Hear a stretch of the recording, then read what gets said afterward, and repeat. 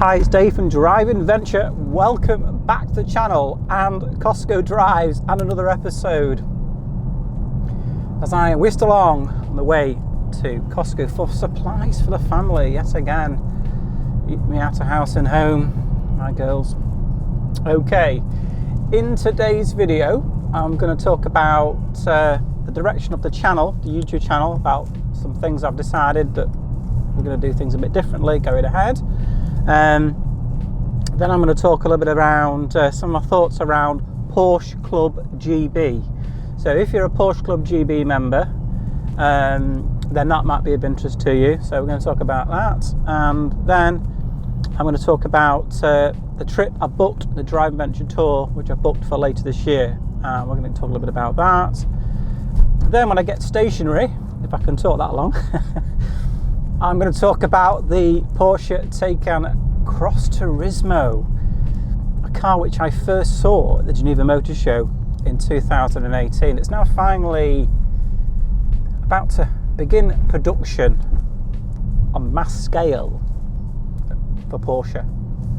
I think that's going to be a very exciting car indeed. So we're going to talk a little bit about that. I'll get the phone in my hand, I'll go through some of the stats and give you my thoughts about that car, because ultimately, eventually, obviously I'll drive that car and we'll put on the channel for you.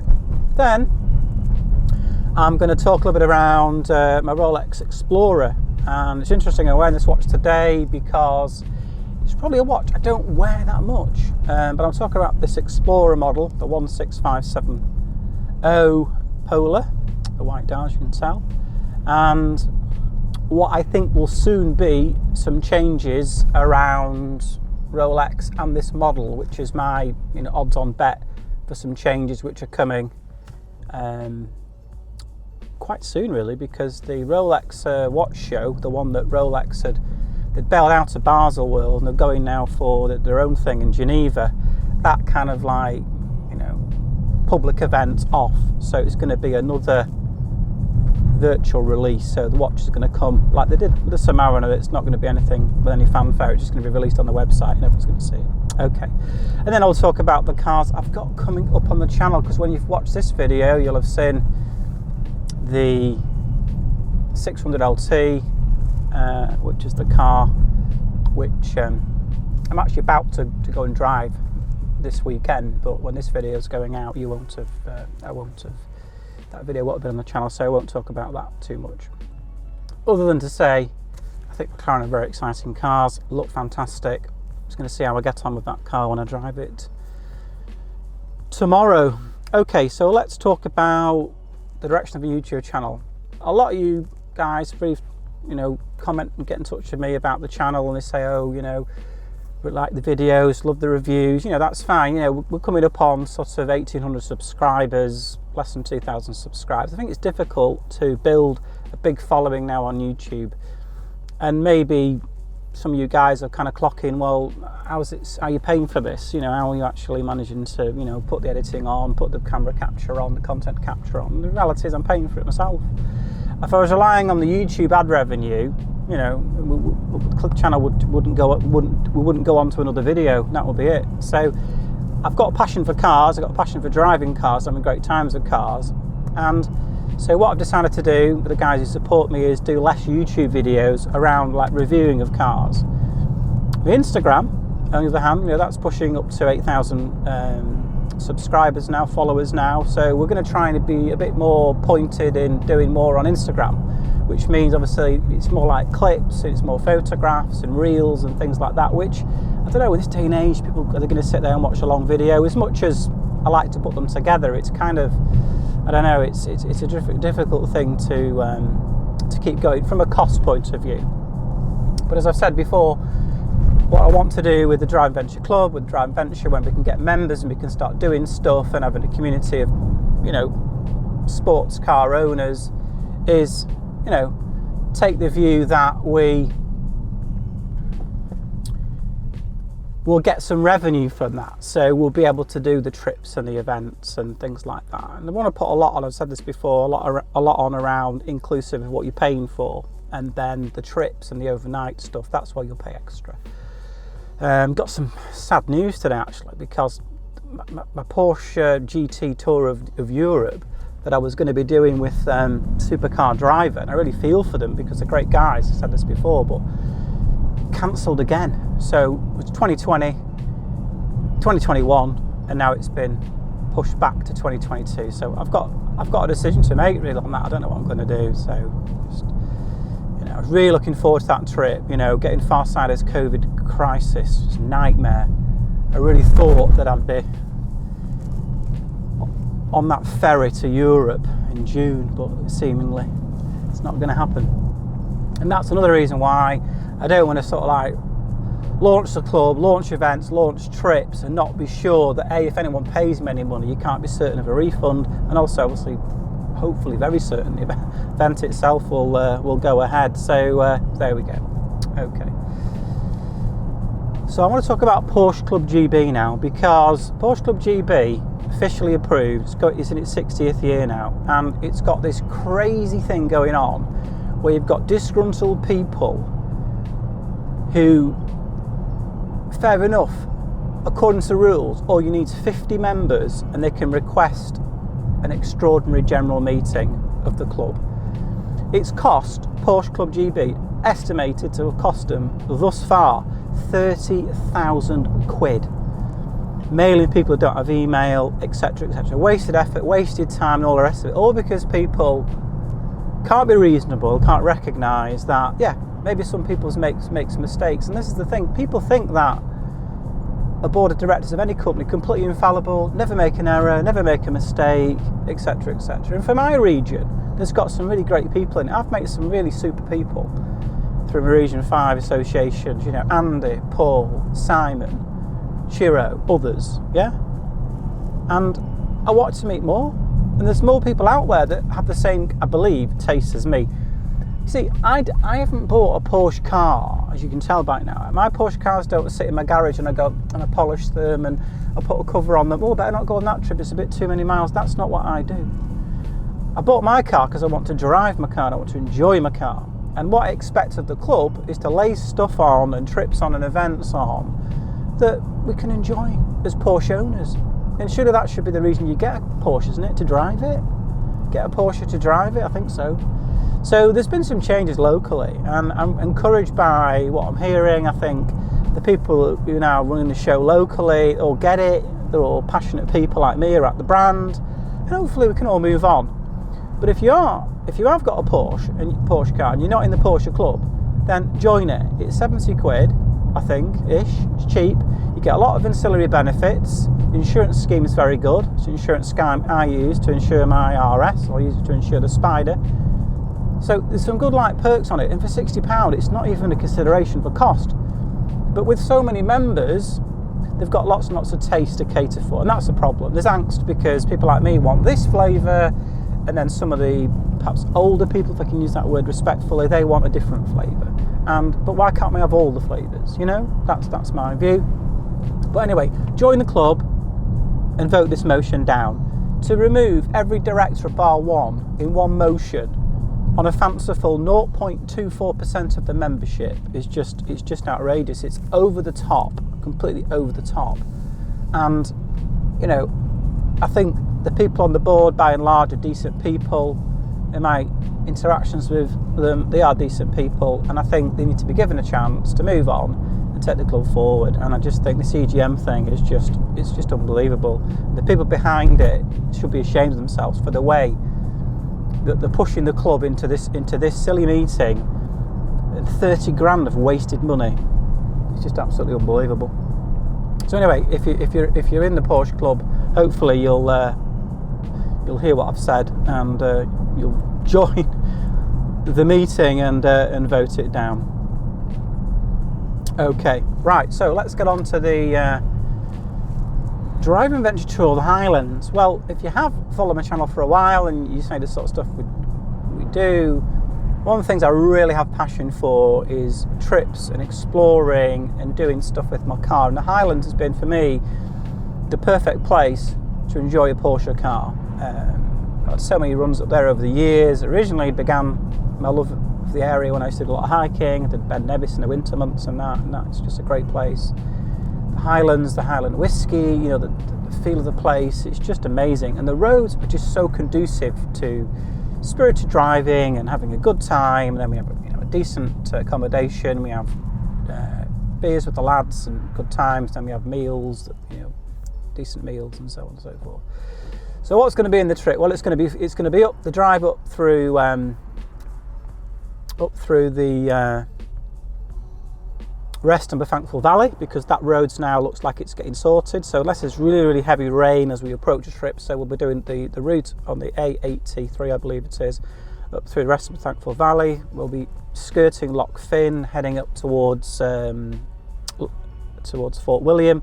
We'll do Kinloch Leven Loop, which you've probably seen that on some of the reels and some of the clips and stuff that we've done. Just amazing.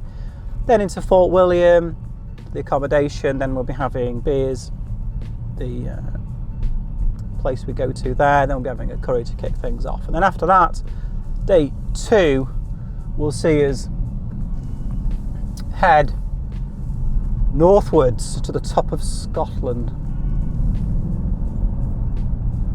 And the roads up there and the road on the way up to Kinloch Leven, etc., are absolutely sensational. The road is just absolutely astonishing, and I just can't wait to do it. So we're really hopeful that by then, I think the UK is well underway with its vaccination programme. I think hopefully I'll have even had a jab by then. They're talking about getting it to 40-year-olds, and I might be 40 for very, very much longer. But just hoping it's all going to get sorted and we can do the trip. So, as I said before, the website's in development. We're hoping to be able to have something to put out there. But as and when we can, we'll be getting on with some drives and some meets and some drives and lunches. I've got an idea for a Northern Counties run up into Northumberland and an overnight stay, drive back the next day. That'll be fab. So I've got lots of things that I want to do, and hopefully the website guy is coming good for us, and we'll have that out there soon. Because what I don't want to do is launch something in the face of you can't do anything. I want to wait till we're well into May for the first activities, and when it's safe and legal, because I've got to be responsible. Got to be responsible. Okay. So let's talk a little bit while I'm moving around this watch, because I want to get some of the facts and figures out for the Taycan when I get stationed, and maybe I'll come back to this watch too. So Rolex Explorer 16570 is a watch which I saw as very much a sleeper watch. It was a watch which has been going since 1971, and it celebrates its 50th birthday this year.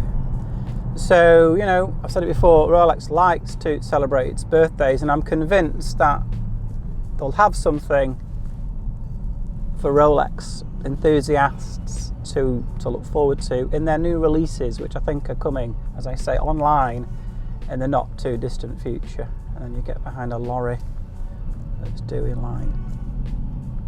he's in the wrong lane and just kind of going the wrong way, really. It's just, maybe he'll move over.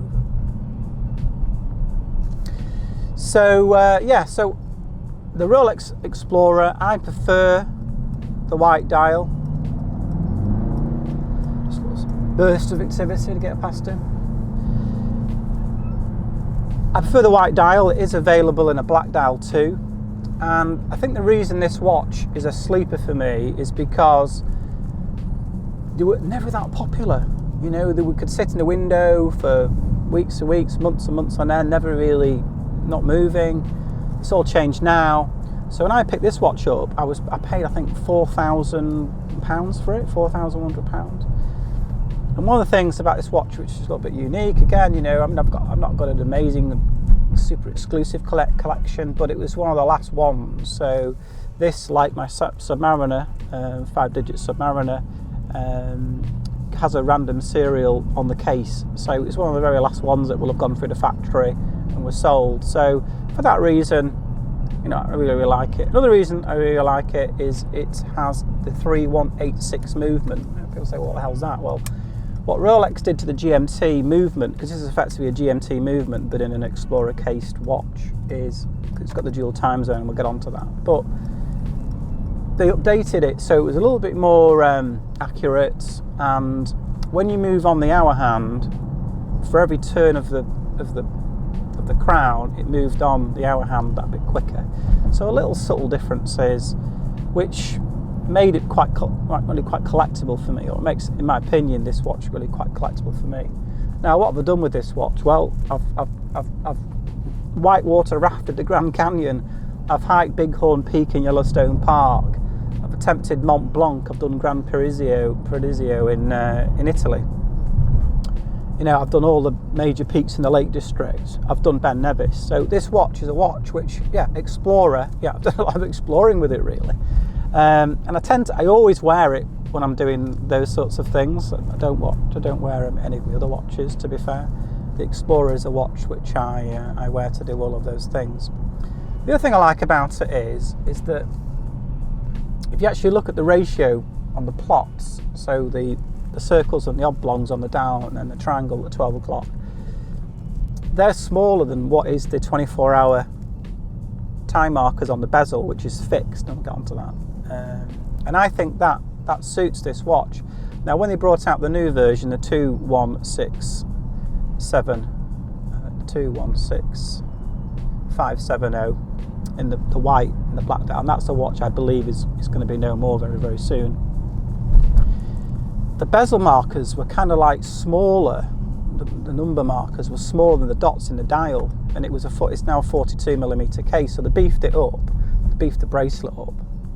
But for me, I just think sometimes it's nice to have the classic watch. If there's one criticism for me with this watch, it's probably that the bracelet could maybe be a bit more beefed up, because the clasp is from the GMT. It's not quite as heavy duty. It doesn't have any extension mechanism like a Submariner does.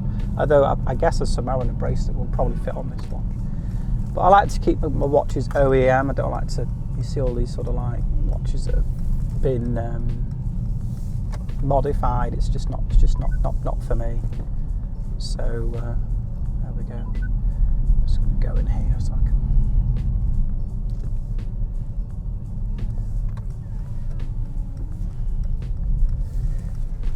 Show you this watch. Hopefully I'm getting better at the focusing when it's on the camera. And then we'll talk about the Turismo Taycan, the Cross Turismo Taycan. So yeah, the 16570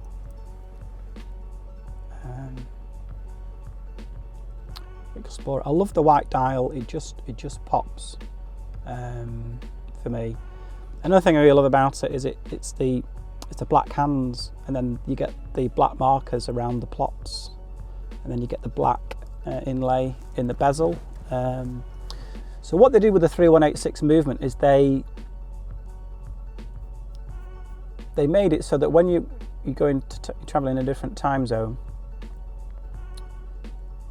when you pull out the hand and you move it, it's less turns to actually move your hand, and it just keeps moving.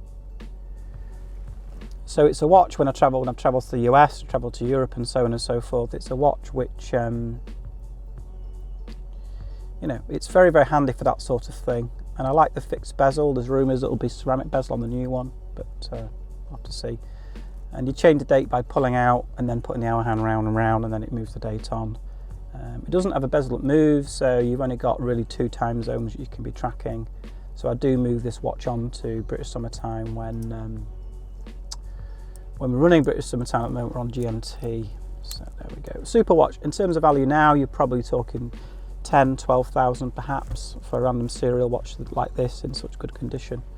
I would say so. Anyway, time to get my glasses on, because it's going to be time for the Cross Turismo, and we'll have to see whether we do a part 2, but let's see if we do or not. So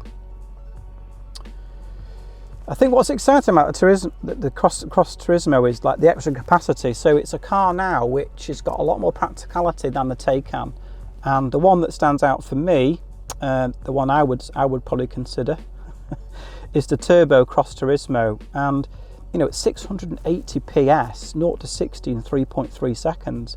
This has got unbelievable dynamics, unbelievable performance, 850 newton meters of torque, and those of you who've watched my Taycan video review, that 4S, there's just no lag. It's instantaneous, and at any speed you get the same surge. So it's just 850 newton meters all the time. So I think that's exciting, a really, really exciting development. And then its range, well, if you you know, conservative with what you're doing around the city, you're going to get to north of 270 miles, and between 245 and 280 more on a run. And there's more and more quick chargers coming to the system. That's got to be a good thing. So let's have a look at the performance. Well, with launch control, 0 to 60, 3.1 seconds. So that's going to beat my RS out off the blocks. Incredible. Without launch control, 3.3. But who wants to be a hooligan? I mean, you know, that's quick enough, isn't it? 0 to 100, 7 seconds. It's just unbelievable. And it'll get to it'll go between 50 and 75 miles an hour in 1.9 seconds. So that punch, mid-range torque's just unbelievable. A lot of capacity, so you know you've got room to put all your kit in. In the front you've got 84 litres. That's not enough, obviously. The bigger one at the back, 405 litres, and with the seats down you've got 1,171 litres of space. So as the video showed us, you know, you can be packing that car with all your gear and head off for some fun. And the recommended retail price, 117,000. Obviously I've spec'd one of these to about 130. So what would I do about this car? Well, what I like about this car is all the noise and all the emotion and all the kind of feel it gives me, I suppose. But we'll see about what happens next when I test drive one. As a business owner, a lot of tax breaks, so you know, we'll see what happens. So yeah, Cross Turismo, very exciting development for Porsche, and I think it's a car which is going to sell, I would say, probably better than the basic Taycan because of all the practicality. And it's not quite an SUV, it's kind of got a little bit more height. You can have the off-road pack, etc. It's got some lovely colours, and there we go. Okay, well, I'll see if I can think about something to say in part 2, but let's head get some fuel, get some food, get some supplies, and then talk more in part 2. So there we go, another week's worth of shopping done. I've actually come on a different day than I normally come on. I'll come on this day again because the queue was absolutely enormous to get in. One of the benefits of, you know, working for yourself is you can kind of like, you know, manage your time and come when it's not as busy. So anyway, never mind. Sorry, no Emily, I did try and tempt her in more Starbucks, but she wasn't keen. So anyway, I think she's waiting till I get the RS out again and get her in that passenger seat. This car's just not fast enough for her. Okay, so cars coming up on the channel. Well, you may have seen the Macan GTS video, and there was a very brief cameo in that video from the car which will be coming up on the channel in the not too distant future. So we will be having a 911R onto the channel. So stay tuned for that, because yeah, I mean, it's hard to believe that car was a 2006 release Geneva Motor, sorry, 2016 Geneva Motor Show release. It's hard to believe it's 5 years old. But from what I can see of it, you know, having heard it and been up close to that car, it's very exciting. And of course, it's got those unique touches. It's got the single mass flywheel, 4-litre engine, 500 horsepower, manual transmission. It was the car that brought back the manual transmission, because we all thought that when the 991.1 GT3 came out, PDK only, that was it. I think they listened, Porsche engineers listened and thought, oh, hang on. So it came back, but with the RS engine, manual transmission, 911R. And I remember watching that video when it was launched, that gorgeous white and striped livery. This one has red stripes. So I'm hoping, as I say, I'm hoping that